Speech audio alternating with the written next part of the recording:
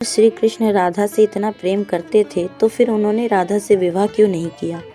और क्या सच में कृष्ण ने राधा को छोड़ दिया था? तो आइए सुनते हैं इस कथा को। श्री कृष्ण और राधा का प्रेम यह कोई साधारण प्रेम कथा नहीं। ये सवाल आज भी लाखों लोगों के मन में उठता है कि इतना प्रेम गहरा होने के बाद भी कृष्ण ने राधा से विवाह क्यों नहीं किया और रुक्मिणी से क्यों किया।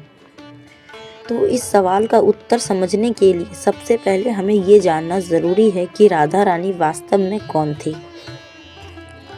भागवत परंपरा कहती है कि राधा कोई साधारण गोपी नहीं थी, वे तो स्वयं श्री कृष्ण की आत्मा थी। जहाँ कृष्ण थे वहीं राधा थी और आत्मा और शरीर का विवाह नहीं होता। वे अलग रहकर भी अपनी पूर्णता दिखाता। राधा और कृष्ण का प्रेम कोई बंधन नहीं था। अब बात करते हैं रुक्मिणी की। रुक्मिणी विद्वंस की राजकुमारी थी, धर्म निभाने वाली, समाज और कर्तव्य को समझने वाली। जब रुक्मिणी का अपहरण हुआ तो श्री कृष्ण ने उन्हें अपनाया और उनसे विवाह किया, क्योंकि श्री कृष्ण के दो रूप थे, एक प्रेम का और एक कर्तव्य। राधा उनका प्रेम थी जो किसी नियम में बंधित नहीं थी और रुक्मिणी उनकी गृहस्थी रूप थी जो समाज को दिशा देता था।